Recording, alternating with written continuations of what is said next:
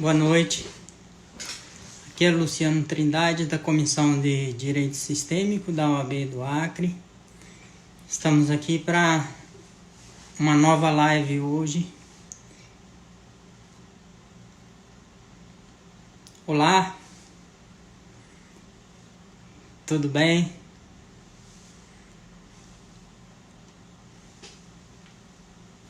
Como vai?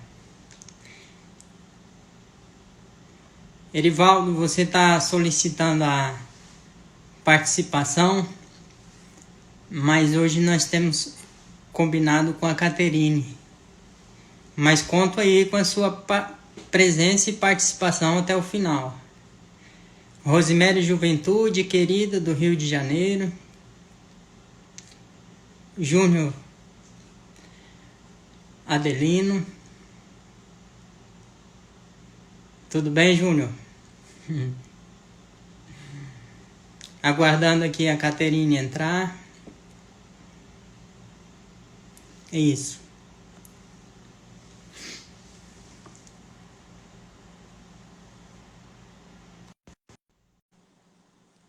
Caterine já vai entrar. Paulinha. Oi. Oi, Kate. Já está no ar. Olá, boa noite. Parece até estranho, né? Eu e o Luciano, a gente está na mesma casa, mas cada um no seu home office. Para falar um pouco das leis sistêmicas nesse âmbito, né, da OAB. É uma satisfação enorme estar aqui compartilhando com vocês. Afinal, a Comissão de Direito Sistêmico foi criada no ano passado e com essa situação, né, que nós estamos vivendo de pandemia, um dos recursos que a gente está se utilizando, né, toda a OAB está se utilizando para manter essa rede, essa conexão, são as lives. Então, estamos aqui hoje para cumprir esse objetivo da Comissão de Direito Sistêmico, de ampliar um pouco assim,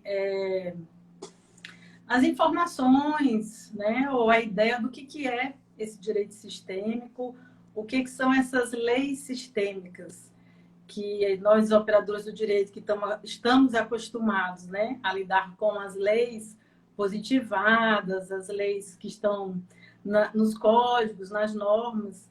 Na verdade, a gente sempre estudou a ciência do direito, a filosofia, a sociologia e a antropologia, e entendeu que o direito é sempre em benefício da vida, das relações humanas, né? Então, em benefício da vida e das relações humanas, é que surge esse contexto, né, da Comissão de Direito Sistêmico para trazer outras técnicas e conhecimentos que estão sendo utilizados, tanto no judiciário como advogados, para ampliar a nossa visão do conflito, do contexto humano, né, em que está se inserido a causa do nosso cliente, e como a gente pode ser instrumento, né, de viabilizar realmente o direito, né, do nosso cliente, tendo um olhar sistêmico, né, a favor da vida. E aí, lógico, eu estou aqui mais como interlocutora, vou fazer as perguntas para o nosso presidente, para o Luciano, que é, assim, né, o grande estudioso dessa área das constelações, das leis sistêmicas, e que já vem fazendo um trabalho bem aplicado ao direito, inclusive com um trabalho no judiciário, né, com homens que estão envolvidos em situações de violência doméstica. Então, eu gostaria, sim, Luciano, de começar te perguntando se você pudesse ampliar, né, para aquelas pessoas que estão nos ouvindo, os advogados e as outras pessoas, né, de outras áreas, o que afinal são essas leis sistêmicas? E quando a gente fala em lei, a gente acha que são as leis codificadas. Que leis sistêmicas são essas? Bem, nós ainda falamos leis sistêmicas dos relacionamentos humanos. Ah, tá. Bem, então, nós estamos com esse objetivo de ter um olhar para o direito como um olhar sistêmico. E já falamos em outro momento, em outra live, que existem diversas metodologias, diversas formas de olhar o direito como um sistema, e uma delas são as constelações familiares, né?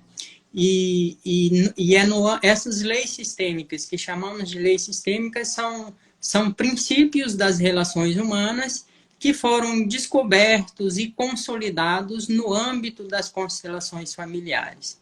Então, hoje, o que vamos falar sobre leis sistêmicas, aqui sim estamos falando no âmbito dos conhecimentos, de toda uma base de conhecimento das constelações familiares. Muito bem. Então, olhando o direito e as relações humanas como um sistema, é preciso a gente voltar a relembrar que tudo que ocorre na vida e no universo se dá a partir de sistemas. Não existe nada, nenhum objeto, nenhum indivíduo, nenhum fenômeno isolado. Se nós pegarmos do microcosmos, desde os átomos ou das células, nós vamos encontrar sempre elementos dentro de um contexto sistêmico, elementos interdependentes com outros, formando um sistema. E assim nós passamos pelo nosso próprio corpo físico com diversos sistemas, e assim nós vamos para a sociedade, nos seus diversos sistemas, no ecossistema da natureza, e vamos até para o macrocosmos. Nós vamos ter, por exemplo, o sistema solar no macrocosmo, onde nós temos diversos elementos numa relação de interdependência. Cada movimento de um elemento, ele interfere, ele influencia o outro. Muito bem, então é nessa visão. E o que a gente observa em todos os sistemas, desde o microcosmos até o macrocosmo, é que esses sistemas, eles vigem, eles operam a partir de determinadas leis, que poderíamos dizer assim como leis universais, né? Então, nós podemos citar, por exemplo, a lei da gravidade é uma dessas leis, né? E ela produz efeitos muito sensíveis no macrocosmos, por exemplo, na relação da Terra com o Sol, na relação da Terra com a Lua, ela produz inúmeros efeitos. E essas leis sistêmicas, elas não são leis que dependem de uma moralidade, né? Elas existem e produzem efeitos nos sistemas, independentemente até do ser humano ter conhecimento. E foi isso com base em muitas terapias, muitos estudos, muitas vertentes de conhecimento que foram consolidando até chegar nessas leis sistêmicas dos relacionamentos humanos, que são o pertencimento, a ordem ou hierarquia e o equilíbrio no dar e receber, que são essas três leis que são vistas dentro do contexto das constelações familiares e que produzem efeitos bastante sensíveis nas relações humanas, né? Então, falar um pouquinho sobre cada uma dessas leis de uma forma bem rápida. A primeira delas, né, o pertencimento, né? A lei do pertencimento. Essa lei do pertencimento, ela se manifesta como a força do vínculo. A força no vínculo que existe entre os elementos de um sistema. E essa lei diz que todos que são de um sistema têm o direito de pertencer. O direito universal de pertencer ali. Se eles têm o direito universal de pertencerem àquele próprio sistema onde foram concebidos, onde existem, já podemos imaginar que a violação a essa lei do pertencimento é a exclusão, ou seja, esses membros de um sistema serem excluídos, vai significar a violação à lei do pertencimento. E o que e quem pertence, falando assim em termos humanos, né? E quem pertence ao sistema, ou ao sistema humano? Bom, todos pertencem àqueles sistemas conforme eles são concebidos ali. Então, imaginemos, num sistema familiar, nas famílias, todos os indivíduos concebidos, eles pertencem àquele sistema. Ou seja, desde a nossa concepção, nós pertencemos àquele sistema. E aí, então, não precisa ter o nascimento para um indivíduo pertencer ao sistema familiar. Significa dizer que mesmo o indivíduo concebido, mas que não chega a nascer, que ocorre um aborto, ou seja, mesmo os abortados, eles pertencem ao sistema e, se não forem lembrados, se não forem reconhecidos como pertencentes, vai significar uma violação, uma exclusão, ou seja, uma violação a essa lei do pertencimento. Da mesma forma que pessoas que tiveram alguma importância para a sobrevivência no sistema, né? Enfim, todos aqueles que têm alguma importância, e aí podemos ir até para os sistemas, outros sistemas profissionais, todos aqueles indivíduos que têm uma importância para a sobrevivência do sistema, eles pertencem. E a exclusão deles, que a exclusão é o desejo de que não existissem, o desejo de que sumam, o desejo de que desapareçam, o desejo de que não são lembrados, isso é que significa exclusão. Essa exclusão vai ser uma violação à lei do pertencimento e vai gerar consequências. A segunda lei, né, que são 3, a segunda lei é a lei da precedência ou da hierarquia. Essa lei da precedência quer dizer, basicamente, o seguinte, é a ordem de chegada num sistema. Aqueles que vieram primeiro, que chegaram primeiro, têm precedência. Então, aqueles que chegaram primeiro num sistema, e principalmente no sistema familiar, deve ser reconhecido a sua precedência, deve ser reconhecido que eles são maiores, né? Isso também se aplica, por exemplo, nos sistemas organizacionais com umas certas variações, porque aí nos sistemas organizacionais o que se constata é que é uma conjugação entre quem chegou primeiro, ou seja, os mais antigos, e aqueles que desempenhem funções mais importantes para a sobrevivência do sistema organizacional. E então podemos imaginar que se a precedência dos mais antigos é uma dessas leis sistêmicas, violar essa precedência, né, significa assumir indevidamente o lugar do outro. E nós já, com as várias práticas de constelações, a gente observa que, assim, filhos que, de certa forma, querem assumir o lugar dos pais, é a forma mais comum de violação dessa lei da precedência, desse princípio da precedência. E, por último, a terceira lei é a lei do equilíbrio entre o dar e receber. Imagina só, os sistemas, sejam eles quais forem, eles sobrevivem e se desenvolvem com trocas. Se não houver troca, um sistema ele vai definhando e morre de inanição. Então, todo sistema precisa de trocas. Só que essas trocas têm que ter um certo equilíbrio, né? Para que ambos se desenvolvam. Então, um elemento do sistema, ele dá algo para o outro e ele aguarda para receber em troca alguma coisa. E sempre que houver essa troca, o sistema ele se desenvolve, ele progride. Mas se não houver troca, ou se a troca for desproporcional, for desequilibrada, aí vai gerar consequências também, porque significa que está sendo violada essa lei, ou esse princípio do equilíbrio nas relações entre dar e receber.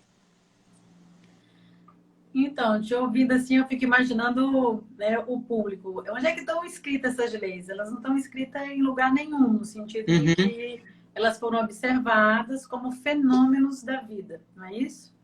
isso. Mas a gente ouve muito falar, principalmente nesse novo movimento do direito sistêmico, a gente ouve muito falar assim das leis sistêmicas de Bert Hellinger, né? Porque, como você Uhum, falou, é muito utilizar essas três leis para compreender o sistema dentro das constelações, para ampliar a visão e que violações estão ali. uhum, Mas também a gente sabe que essas leis elas se fundamentam, né, em outras teorias, outras percepções das ciências biológicas, sociais.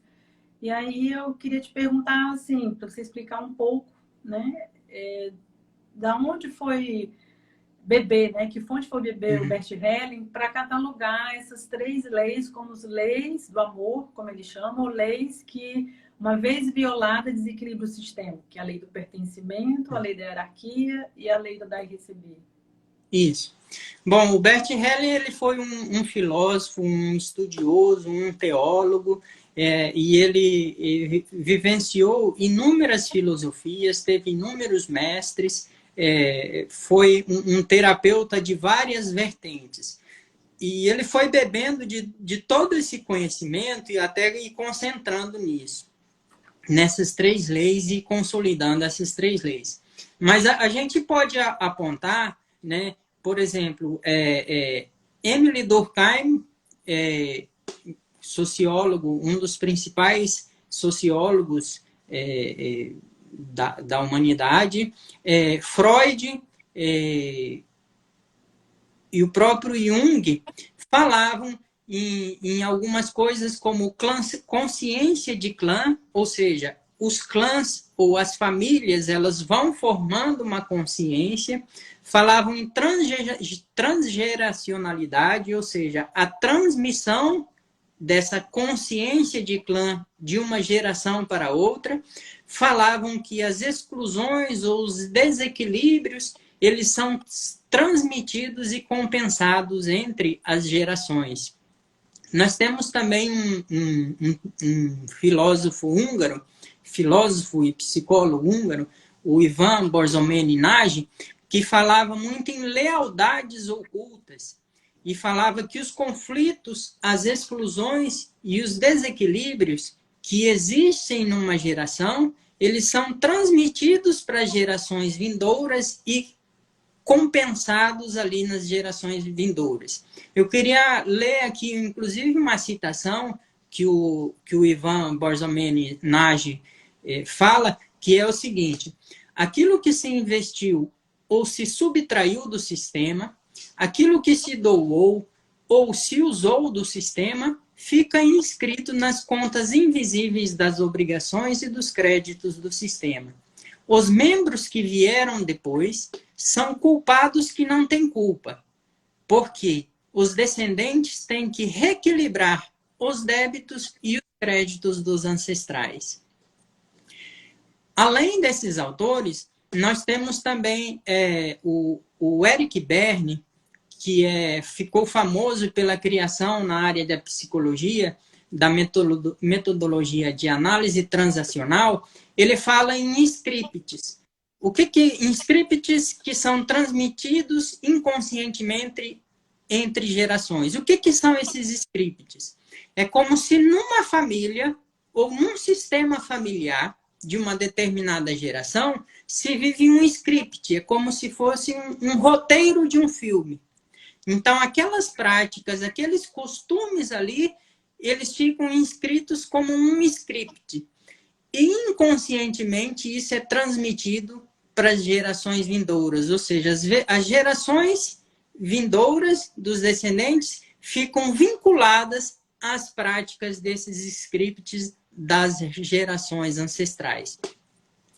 Outra autora que o Bert Helling se fundamentou bastante é a americana Virginia Satir, que falava em esculturas familiares. E ela fazia uma representação do sistema familiar como um iceberg. Ou seja, Aquilo que aparece nas famílias é uma ponta, né? Cerca de 10% do iceberg é o que está acima da lâmina da água. 90% das práticas, dos costumes e dos acontecimentos familiares estão abaixo da lâmina d'água, ou seja, estão ocultos, né? Então, ela faz essa metáfora e daí, esses 90%, eles são transmitidos da mesma forma que aqueles 10%. Ou seja, não é só aquilo que os pais ensinam para os filhos ou que os avós ensinam para os netos. Aquilo que está oculto também, que são as práticas ocultas, as práticas não ditas, também são transmitidas, né? Isso é o que a Virginia Satir traz. O Eric Morin, famoso pedagogo francês, fala que a identidade pessoal é uma unidade plural e os nossos ancestrais estão vivos em nós. Então, nós temos, além desses inúmeros outros autores, o Jacob Moreno, famoso pela criação do psicodrama, fala também em consciente grupal, familiar, e fala da questão da comunicação não verbal, como a Virginia Satir. Enfim, inúmeros autores que poderíamos passar aqui horas citando, que o Bert Helling se fundamentou, estudou e se baseou neles. Mas eu queria assim, deixar que ele também se fundamentou. O Bert Helling viveu durante 16 anos na África do Sul, com uma tribo Zulu, e aprendeu muito dos costumes deles. Porque os Zulus, eles têm muito mais a consciência coletiva que a consciência individual. Para eles, não faz um sentido de individualismo, né? Tem até uma historinha que se manda por WhatsApp falando dessa tribo, dessa filosofia Ubuntu, que é aquela que um antropólogo fala para as crianças dos Zulus: quem chegar primeiro lá ganha um doce. E eles vão calmamente todos juntos, porque não faz sentido para eles um chegar primeiro e ganhar o doce. Para eles só faz sentido todos chegarem juntos e ganhar o doce.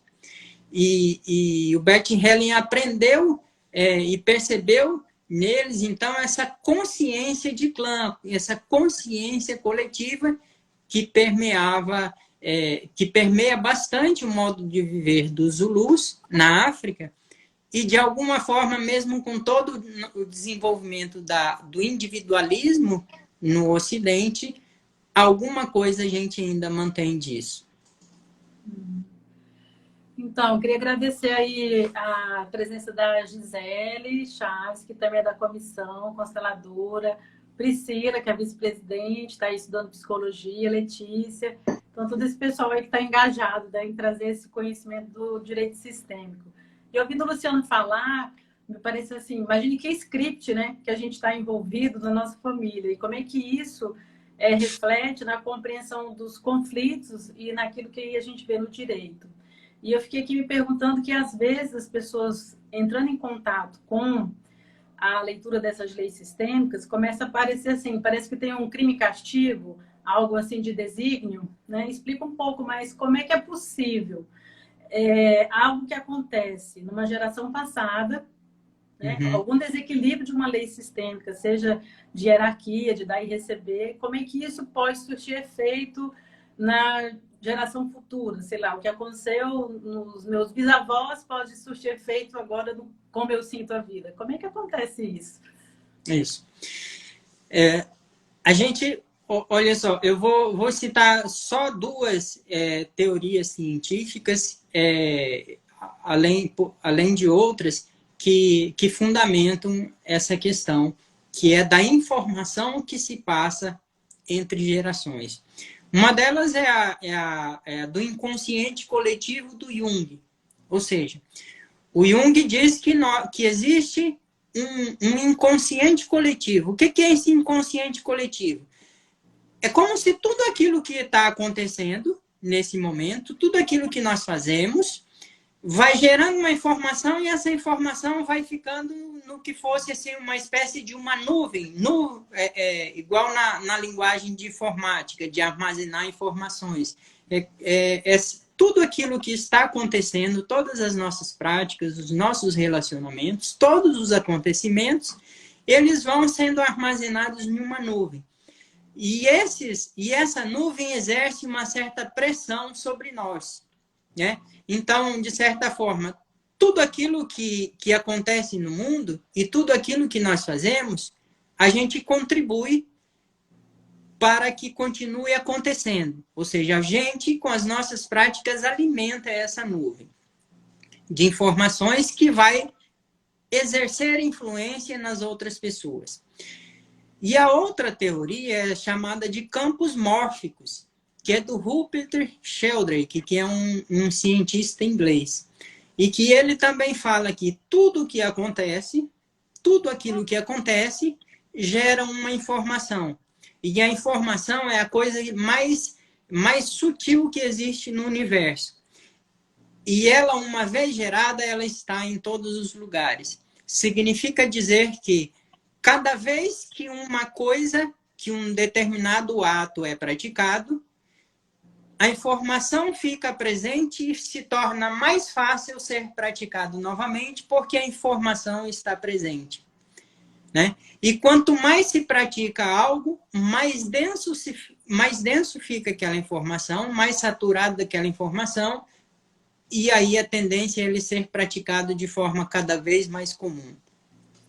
Essas teorias explicam, então, que tudo aquilo que acontece, né, de exclusões, de desordem, de desequilíbrios nos sistemas, né, são informações importantes porque geram desconforto, geram conflitos, geram um mal-estar emocional e criam uma informação bastante densa.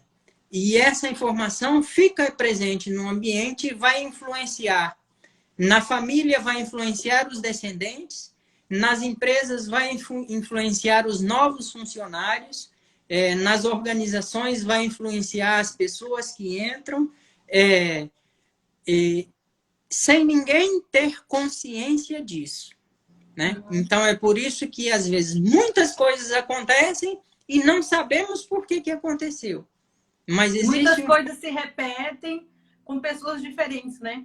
Quer dizer, às Exato. vezes, numa organização, um determinado cargo, né? É exercido por diferentes pessoas, mas aquele padrão, aquela cultura, ela permanece.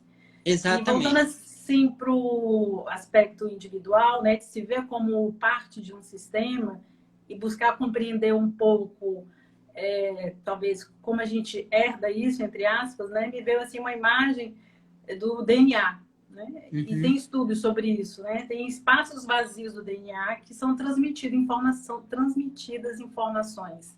As Sim. informações epigenéticas, que talvez esteja aí também tudo aquilo que a gente capta, né? Então é legal deixar isso claro para desmistificar, né? Porque muitas pessoas assistem, às vezes, as constelações ou leem sobre as leis sistêmicas e acham que é algo sobrenatural. Não, é algo explicável, né, através de fenômenos e estudos específicos sobre como o ser humano funciona e como nós funcionamos em sistema. Mas aí, Luciano, acho que a parte mais desafiadora para quem está ouvindo a gente, né, é afinal, como é que a gente identifica quando está sendo violada a lei, essas leis sistêmicas, né? Vamos, sei lá, escolher uma, não sei se vai dar para falar de todas, mas a lei do pertencimento. Como é que eu sei que eu estou me excluindo, ou estou excluindo alguém? Ou a lei do dar e receber, quando não está equilibrado, né? No próprio sistema organizacional de uma empresa, de uma instituição, é possível a gente identificar o desequilíbrio dessa lei de dar e receber, né? Às vezes aquilo que você recebe em contraprestação do que você põe em serviço, né, o que você recebe em pecúnia, em dinheiro, não está correspondente àquilo que você se doa intelectualmente ou emocionalmente. Exemplos, né? Como é que você pode clarear um pouco mais para a gente? Sim. Bem, é importante dizer que essas informações, embora elas estejam sutis e elas estejam no inconsciente, ou seja, a gente não tem assim conhecimento racional delas, a gente não percebe, com mais de 30 anos de experiências das constelações e tudo, se descobriu uma metodologia para identificar, que é a metodologia fenomenológica, né? Nós vamos ter autores, Edmund Husserl, Martin Heidegger, principalmente esses que vão falar sobre o método fenomenológico. E o que é o método fenomenológico? O método fenomenológico é aquele de observação do fenômeno no momento em que está acontecendo, sem muitas pressuposições teóricas. Então, através desse método fenomenológico, que ocorre, então, quando se realizam as dinâmicas das constelações, que se vai identificar através de posicionamentos das pessoas, através de sensações físicas, emoções sentidas pelas pessoas, quais são as dinâmicas que estão envolvidas ali, né? Mas observando o fenômeno, né? Então, através do método fenomenológico é que se percebeu que se pode identificar que violações dessas leis aconteceram e estão influenciando hoje, né? Então, por exemplo, a violação do pertencimento, como a gente falou, ela ocorre sempre que há aquela exclusão, aquela intenção de exclusão, de que alguém que pertence ao sistema seja esquecido, como se fosse um extermínio moral, né? Talvez a palavra que mais se identifica isso seja um extermínio moral.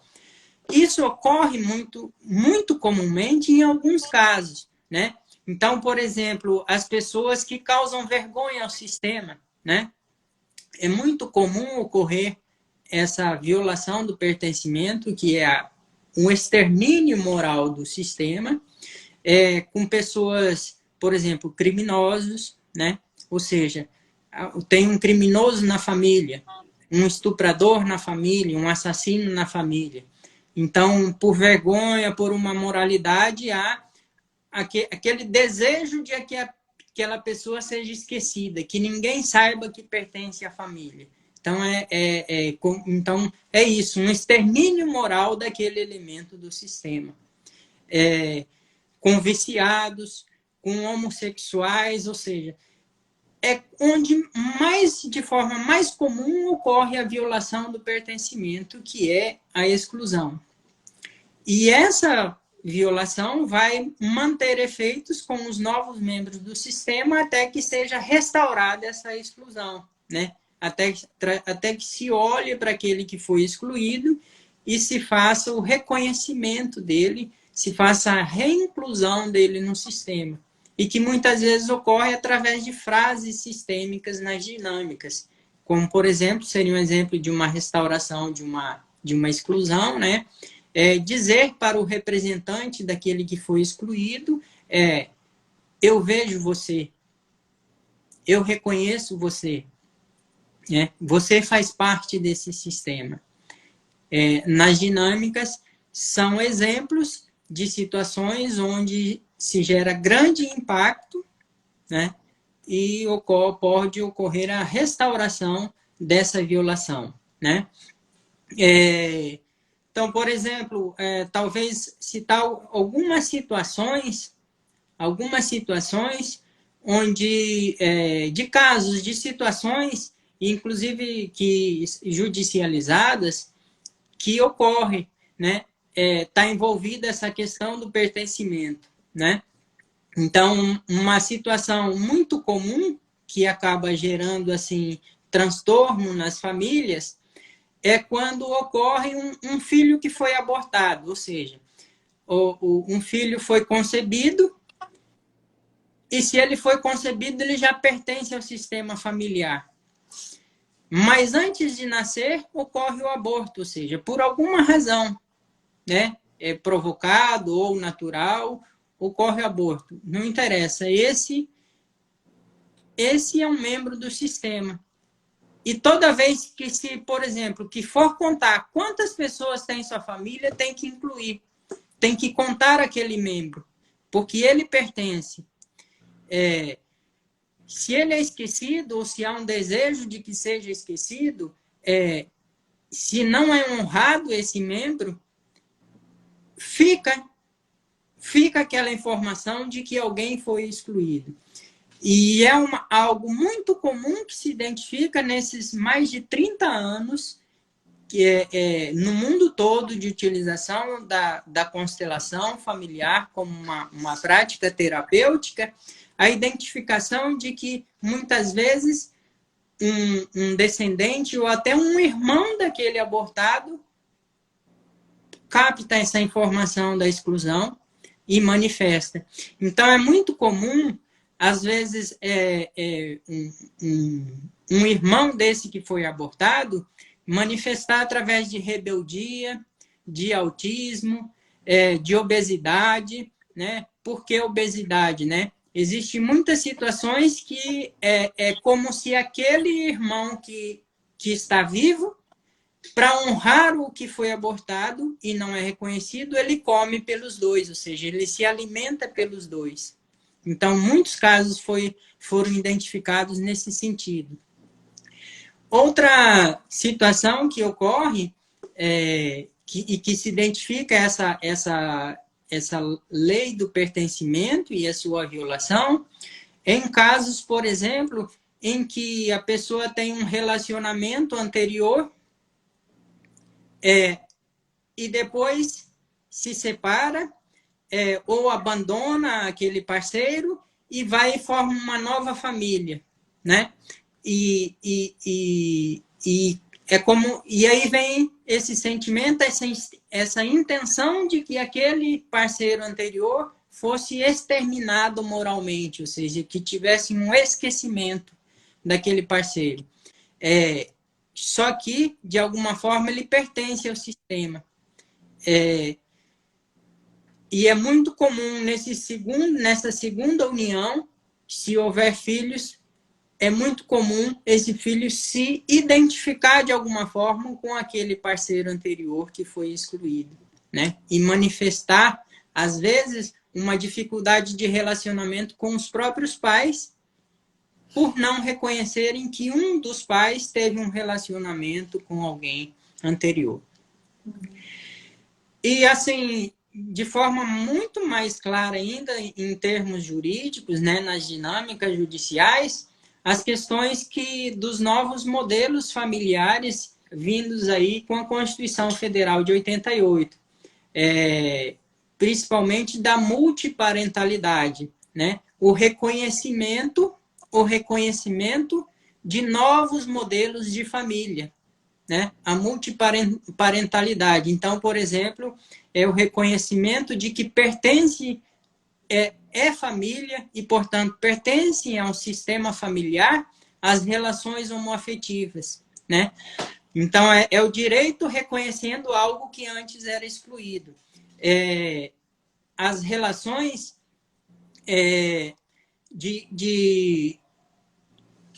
que formam a família monoparental, ou seja, incluindo no direito assegurando essa entidade familiar, a família monoparental. Então, são novos modelos de família que são incluídos, né? E é muito interessante também aqui a questão que houve no tema 662, julgado pelo Supremo Tribunal Federal, que reconheceu o direito de registro concomitante dos pais biológicos e dos pais socioafetivos. Uhum. Ou seja, numa dinâmica em que anteriormente havia muita exclusão, muita violação da lei do pertencimento, onde muitos filhos eram adotados e acabavam tendo o registro só dos pais adotivos, né? ou seja, dos pais socioafetivos, dos vínculos socioafetivos, e não dos vínculos biológicos. E o Supremo Tribunal Federal acabou reconhecendo a possibilidade de registro de tanto dos pais biológicos quanto dos pais socioafetivos, o que é uma demonstração muito clara de reconhecimento de que pertencem, ou seja, passam a pertencer ao sistema, os pais adotivos também, e os pais biológicos não são excluídos, ou seja, não há violação. E da mesma forma, a legislação federal que permitiu também o próprio registro do padrasto ou da madrasta no enteado, para o enteado ou a enteada, ou seja, incluir, ou seja, é uma visão de inclusão e não de exclusão. Essa questão da adoção que você mencionou, eu acho tão interessante, porque embora, se a gente for ler as várias decisões dos tribunais estaduais, do próprio Supremo, eles foram pela dignidade da pessoa humana, né? Mas a gente que também pratica as constelações e as leis sistêmicas, a gente vê muita dinâmica em constelações de pessoas adotadas, né? Que essa exclusão dos pais biológicos pelos pais adotivos cria muito desconforto, desequilíbrio no adotado, né? Sim. Então, antigamente, para o direito, isso era bem inflexível, né? Nem se colocava o nome dos pais, nem se cogitava colocar o nome dos pais biológicos, meio como proteção da própria adoção, né? Prevê como direito, ele de uma forma sistêmica e natural, independente de existir constelação, ele vai observando o fenômeno da vida e as consequências disso, né? As leis sistêmicas aplicadas na constelação, elas vêm só possibilitar essa ampliação de consciência, não é isso, Luciano? O que você... Assim, a gente já está em... falta 20 minutos, né? Sim. A gente já está indo para os finalmente, mas assim, como é que, na prática, né, as leis sistêmicas, em um caso judicializado, ou mesmo antes de ser judicializado, a gente até teve experiências, né, a respeito disso, de pessoas que antes de entrar com qualquer processo, elas fazem a constelação para ampliar a visão, a percepção de o que elas realmente querem, o que elas vão pedir. Então, o que basicamente pode acontecer, né, ao observar essas leis sistêmicas no processo judicial ou antes do processo judicial? O que facilita? Isso é muito importante porque ao observar, ampliar essa consciência, a pessoa vai perceber o que geralmente está por trás do conflito ou do mal-estar, né?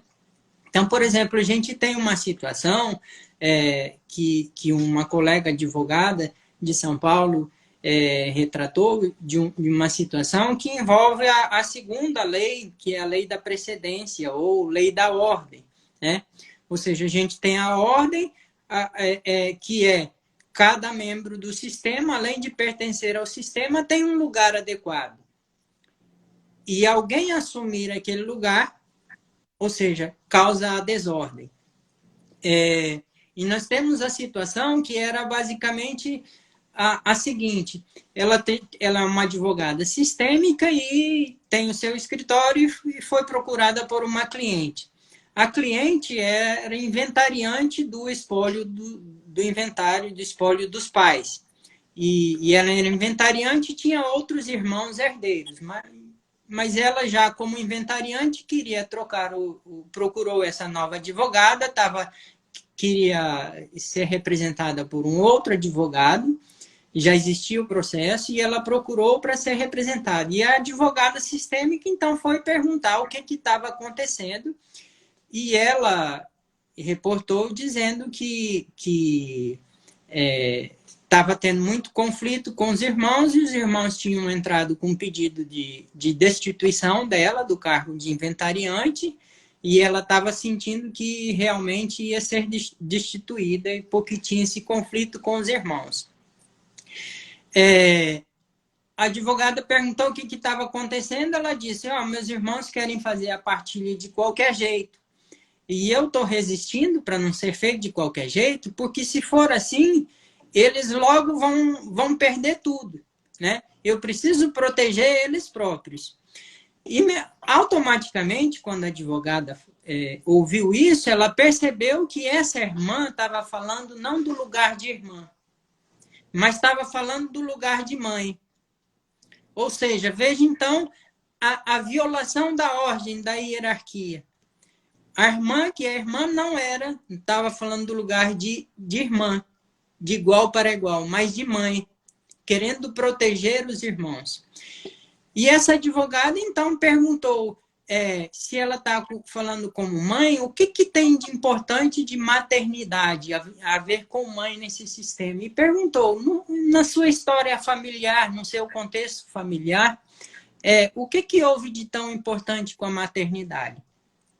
Essa pergunta causou, assim, grande emoção na cliente, porque a cliente se lembrou que a avó materna dela, ou seja, a mãe da mãe dela, perdeu o primeiro filho no parto. E nunca esqueceu aquilo. Sempre se culpou, ou seja, a avó materna dela sempre se culpou de ter perdido o primeiro filho no parto. E aquilo foi um acontecimento que sempre ficou na família, assim, com muito peso, aquela informação. E ali no diálogo com a advogada, essa cliente percebeu que ela estava se identificando com a avó.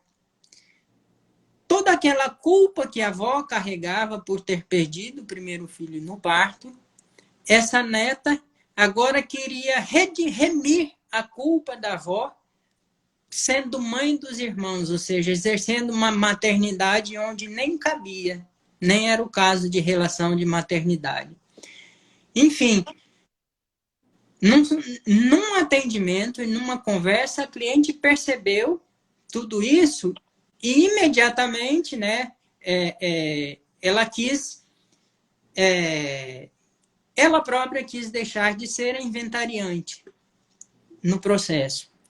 Então, ela convocou uma reunião, chamou os irmãos e comunicou que ela tinha percebido por que ela estava, assim, impedindo a partilha, né? Tudo aquilo, e ela estava entregando, ela não queria mais ser a inventariante. Só que as pessoas se acostumam com o conflito, com as dinâmicas.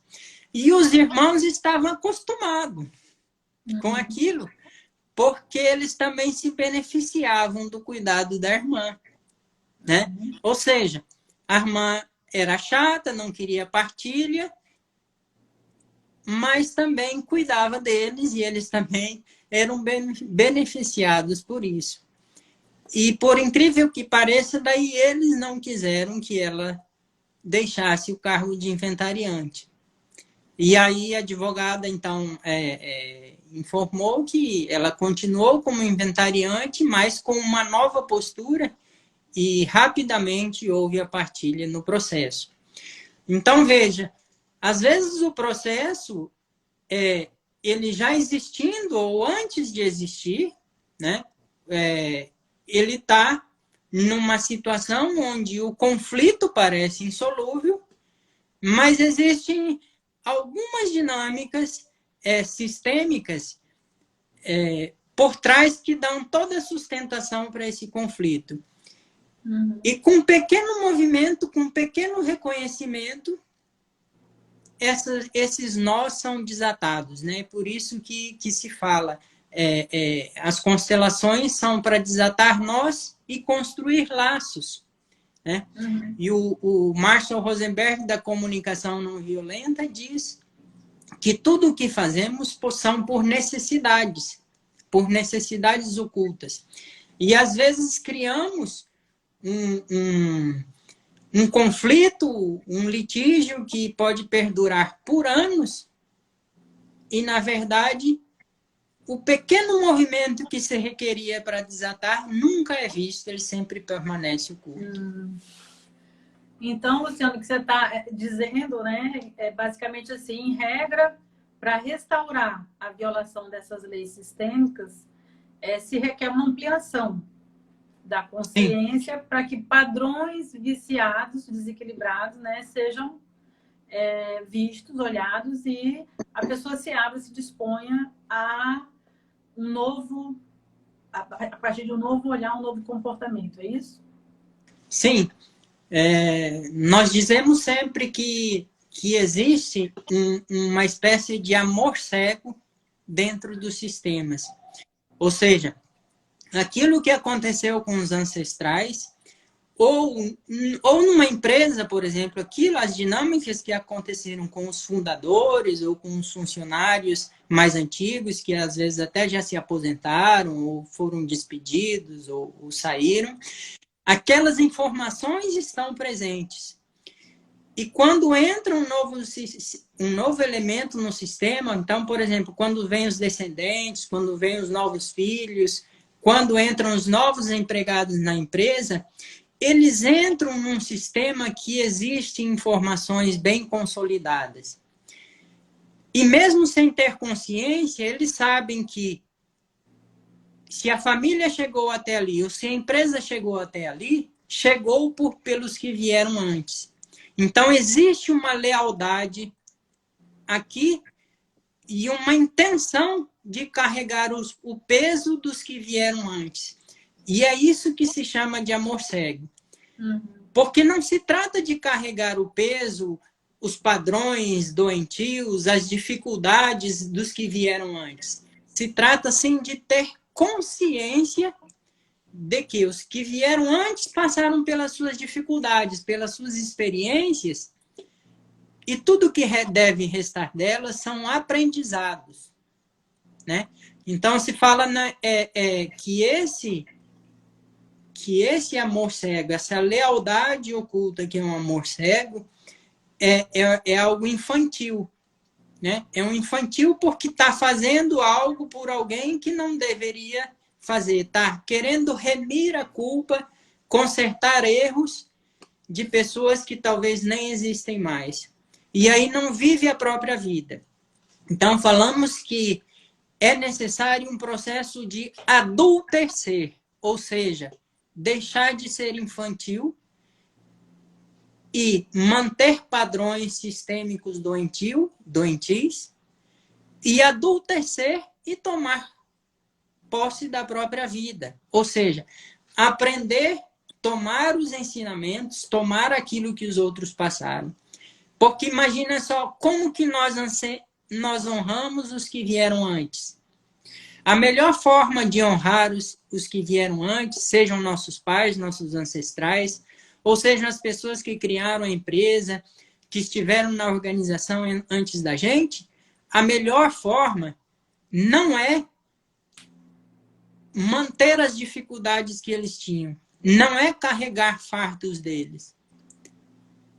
Porque se nós carregamos os fardos deles, mantemos as dificuldades, nós estamos dizendo: tudo que vocês passaram não valeu nada. A sua existência não valeu nada. Eu continuo carregando o seu fardo.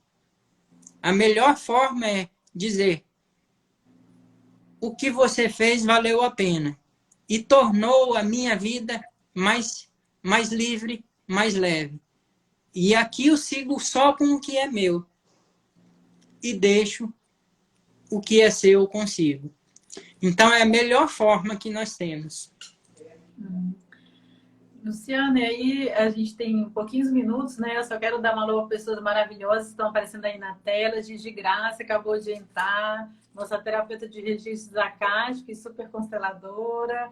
Ana Cássia, estou morrendo de saudade também. Graciete, legal que você está gostando.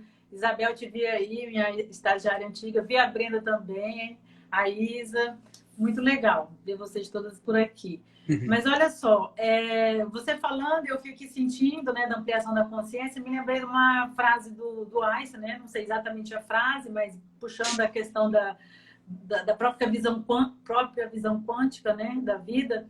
Para a gente solucionar um problema, a gente tem que buscar um nível de consciência, né, diferente, mais ampliado daquele no qual ele foi criado. Então, acho que isso também baseia muito essa busca, né, das leis sistêmicas para um novo olhar para o conflito. Mas, assim, para finalizar, eu queria te perguntar uma coisa. Parece tão complexo tudo isso, e como é que essas leis sistêmicas e essas práticas, né, integrativas podem auxiliar mais do que a forma tradicional, ou seja, né, auxiliar mais, trazer uma rapidez, mesmo dentro dessa Sim. complexidade, para a forma Olha, tradicional de julgar o direito? a constelação familiar é chamada de terapia breve. Ela ocorre uma única vez, ela não se repete, não existem sessões de constelação, é uma única vez, ela não se repete e ela é rápida, porque ela vai no essencial, ela vai na causa essencial, ela não fica olhando dinâmicas, fatos,